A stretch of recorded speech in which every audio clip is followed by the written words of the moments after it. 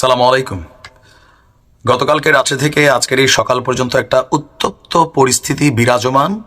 গতকালকে ঠিক গণতান্ত্রিক ছাত্র সংসদ আমাদের সাবেক সমন্বয়কদের যৌথভাবে যে টিমটা তৈরি করা হয়েছে বা নতুন সংগঠনটা, এটা নিয়ে প্রাইভেট বিশ্ববিদ্যালয়ের শিক্ষার্থীরা আর ঢাবির শিক্ষার্থীদের মধ্যে যেই সংঘর্ষের ঘটনা ঘটেছে, সেই ঘটনায় 24 ঘন্টা সময়ের একটা আলটিমেটাম চলে আসছে, ঢাকা ব্লকেড কর্মসূচি। অভিযোগ যে এখানে প্রাইভেট ইউনিভার্সিটির ছাত্রদের কোনো ধরনের মূল্যায়ন করা হয়নি। গতকালকে আপনারা দেখেছেন, তবে মূল্যায়নটা হাতাহাতির মধ্যে শেষ হয় নাই। এবার এই নতুন যে দলটা তৈরি হয়েছে তাদের বিরুদ্ধে অলরেডি মাঠে নেমে গেছে ছাত্ররা। আপনি ভাবতে পারেন যে একদল ছাত্রদেরকে ঠেকানোর জন্য আরেক দল ছাত্র মাঠে নামছে। এটার পরিস্থিতি কোন দিকে যাবে? একটা পারিবারিক, এতদিন আমাদের মেইন রাজনৈতিক দলগুলোর মধ্যে হচ্ছে তারা পরিবার কেন্দ্রিক, যেমন শেখ পরিবারের সাথে যারা আছে সবাই ভালো জায়গায়, অথবা জিয়াউর রহমান পরিবারের সাথে যারা আছেন তারা ভালো জায়গায়। তো এখন এই ছাত্ররাও ওই যে মেইন ঢাবির 8-10 জন সমন্বয়ক, তারাই সব জায়গায় সব পদ পদবি, বাকি সারা বাংলাদেশ থেকে কাউকে নিচ্ছে না, প্রাইভেট ইউনিভার্সিটিকে মূল্যায়ন করছে না। প্রাইভেটের শিক্ষার্থীদের বক্তব্য, তোমাদের কটা প্রাণ দিছো ঢাবির, আমাদের কটা প্রাণ গেছে, আমাদের তো একজন লোক টার্গেট ছিল, তাকে রাখার জন্য তোমরা কেন রাখলা না? ফাইনালি এটাকে নিয়ে এবার কর্মসূচি ঘোষণা করে বসেছে প্রাইভেটের শিক্ষার্থীরা। প্রাইভেটের দাবি যে তাদের গতকালকে বেশ কয়েকজন শিক্ষার্থী আহত হয়েছেন এবং বিচারের দাবিতে আজ বৃহস্পতিবার তারা বিক্ষোভ কর্মসূচি পালন করবে। যদি দাবি পূরণ না হয় তাহলে শুক্রবার ঢাকা ব্লকেড কর্মসূচির হুঁশিয়ারি দিয়েছে আপনার বৈষম্য বিরোধী ছাত্র আন্দোলন সম্মিলিত বেসরকারি বিশ্ববিদ্যালয় শাখা। রাজধানীর বাংলা মোটরে বৈষম্য বিরোধী ছাত্র আন্দোলনের কেন্দ্রীয় কার্যালয়ের সামনে সড়ক অবরোধ করে এই ঘোষণা দিয়েছেন আপনার বৈষম্য বিরোধী বেসরকারি বিশ্ববিদ্যালয়ের ছাত্র কেন্দ্রীয় কার্যনির্বাহী কমিটিতে আছেন নাইম আবেদিন এবং সম্মিলিত বেসরকারি বিশ্ববিদ্যালয়ের আহ্বায়ক MJH মঞ্জু। রাত 11টার দিকে তারা আপনার এই সিদ্ধান্ত নিয়েছেন। তাদের বক্তব্য, প্রাইভেটের রক্ত মারিয়ে তারা এই ছাত্র সংগঠন করছে। প্রাইভেটের রক্তের উপর দাঁড়াইয়া সবগুলা উপদেষ্টা হয়েছে, সকল ধরনের সুযোগ সুবিধা নিছে।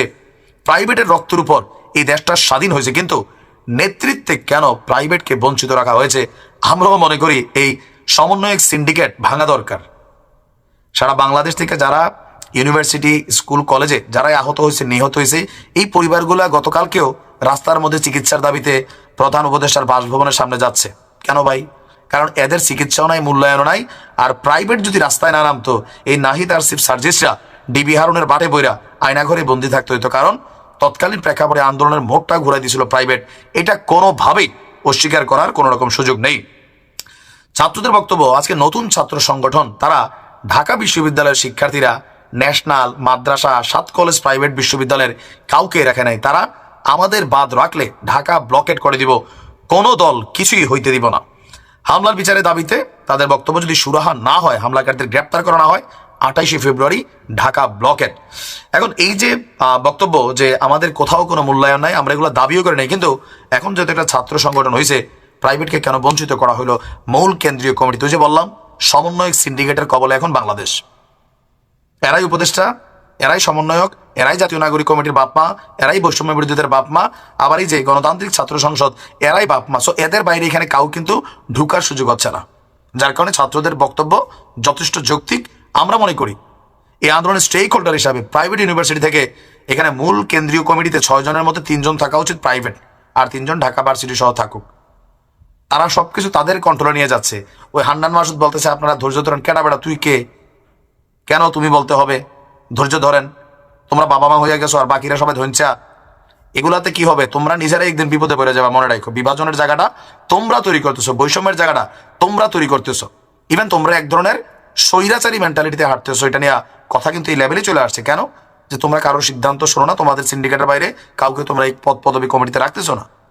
জাস্টিফাই করো, রাখো, সুন্দরভাবে মিলামিশা করো, দেন তোমরা টিকা থাকবা। ঐক্য না থাকলে কেউই টিকবা না।